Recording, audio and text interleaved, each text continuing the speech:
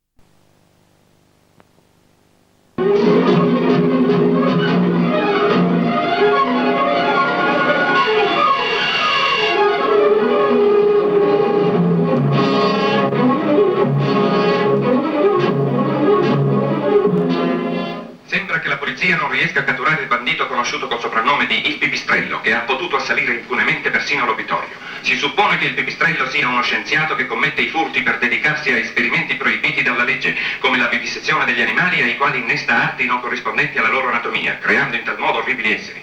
L'opinione pubblica è giustamente allarmata.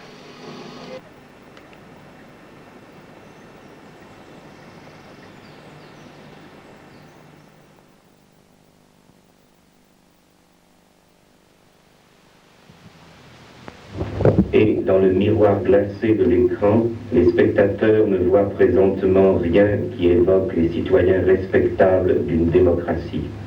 Ce public si parfaitement privé de liberté et qui a tout supporté mérite moins que tout autre d'être ménagé.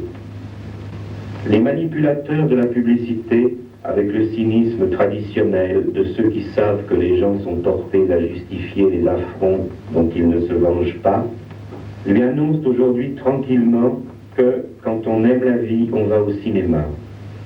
Mais cette vie et ce cinéma sont également peu de choses, et c'est par là qu'ils sont effectivement échangeables avec indifférence.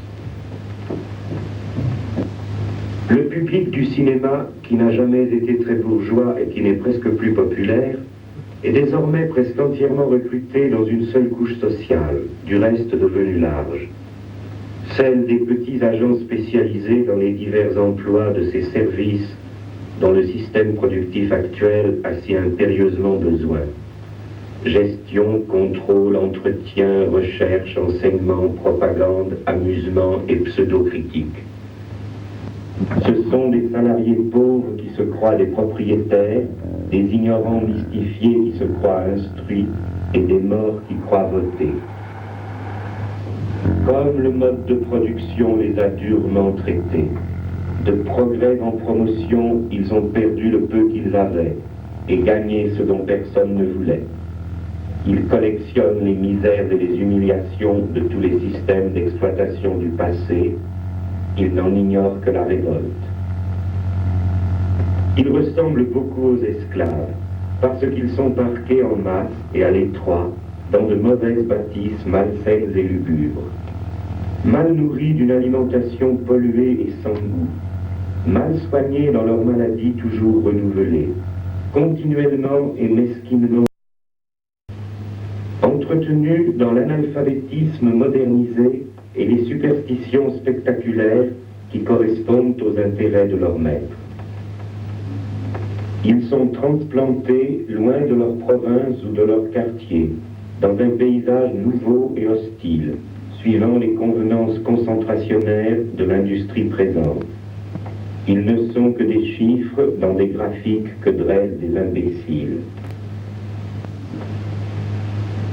Séparés entre eux par la perte générale de tout langage adéquat aux faits, perte qui leur interdit le moindre dialogue, séparés par leur incessante concurrence, toujours pressée par le fouet, dans la consommation ostentatoire du néant, et donc séparés par l'envie la moins fondée et la moins capable de trouver quelque satisfaction, ils sont même séparés de leurs propres enfants, naguère encore la seule propriété de ceux qui n'ont rien. Cependant, ces travailleurs privilégiés de la société marchande accomplie ne ressemblent pas aux esclaves en ce sens qu'ils doivent pourvoir eux-mêmes à leur entretien. Leur statut peut être plutôt comparé aux servages parce qu'ils sont exclusivement attachés à une entreprise et à sa bonne marche, quoique sans réciprocité en leur faveur, et surtout parce qu'ils sont étroitement astreints à résider dans un espace unique, le même circuit des domiciles, bureaux, autoroutes, vacances et aéroports toujours identiques. Le caractère illusoire des richesses que prétend distribuer la société actuelle, s'il n'avait pas été reconnu en toutes les autres matières, serait suffisamment démontré par cette seule observation que c'est la première fois qu'un système de tyrannie entretient aussi mal ses familiers, ses experts, ses bouffons. Serviteurs surmenés du vide, le vide les gratifie en monnaie à son effigie. Autrement dit, c'est la première fois que des pauvres croient faire partie d'une élite économique malgré l'évidence contraire. Le public du cinéma ayant donc avant tout à penser à des vérités si rudes et qui le touchent de si près et qui lui sont si généralement cachées, on ne peut nier qu'un film qui, pour une fois, lui rend cet âpre service de lui révéler que son mal n'est pas si mystérieux qu'il le croit, et qu'il n'est peut-être même pas incurable pour peu que nous parvenions un jour à l'abolition des classes et de l'État. On ne peut nier, dis-je, qu'un tel film n'ait en ceci au moins un mérite. Il n'en aura pas d'autre. Car tout le reste, même modernisé parfois jusqu'à s'inspirer des débats mis au bout du jour par la presse, postule l'innocence d'un tel public et lui montre, selon la coutume fondamentale du cinéma, ce qui se passe au loin. Différentes sortes de vedettes qui ont vécu à sa place et qu'il contemplera par le trou de la serrure d'une familiarité canaille. Le cinéma dont je parle ici est cette imitation insensée d'une vie insensée, une représentation ingénieuse à ne rien dire, habile à tromper une heure l'ennui par le reflet du même ennui. Cette lâche imitation qui est la dupe du présent et le faux témoin de l'avenir, qui, par beaucoup de fictions et de grands spectacles, ne fait que se consumer inutilement en amassant des images que le temps emporte. Quel respect d'enfant pour des images! Il va bien à cette plèbe des vanités, toujours enthousiaste et toujours déçue, sans goût parce qu'elle n'a eu de rien une expérience heureuse et qui ne reconnaît rien de ses expériences malheureuses parce qu'elle est sans goût et sans courage, au point qu'aucune sorte d'imposture, générale ou particulière, n'a jamais pu lasser sa crédulité intéressée.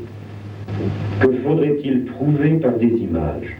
Rien n'est jamais prouvé que par le mouvement réel qui dissout les conditions existantes, c'est-à-dire l'organisation des rapports de production d'une époque et les formes de fausses consciences qui ont grandi sur cette base. Les images existantes ne prouvent que les mensonges existants. Les images existantes ne prouvent que les mensonges existants.